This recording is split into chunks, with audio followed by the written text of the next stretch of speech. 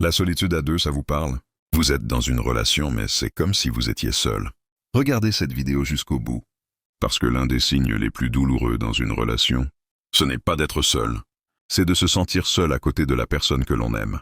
La solitude à deux apparaît quand la présence physique existe encore, mais que la connexion émotionnelle a disparu. Vous partagez le même espace, le même lit parfois, mais plus le même monde intérieur. Prenons un exemple concret.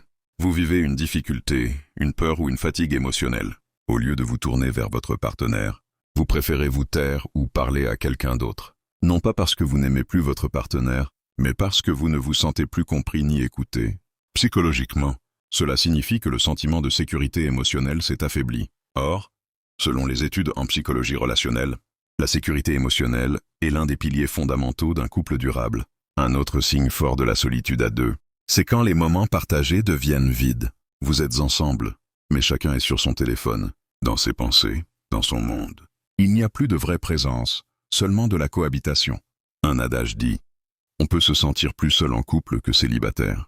Et c'est une réalité que beaucoup vivent en silence. La solitude à deux ne signifie pas toujours que la relation est finie. Elle indique souvent un besoin urgent de reconnexion émotionnelle.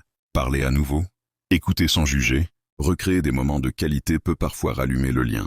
Mais si cette solitude persiste malgré les efforts, elle devient un signal sérieux qu'il ne faut pas ignorer. Retenez ceci. Un couple ne meurt pas quand il y a de la distance physique.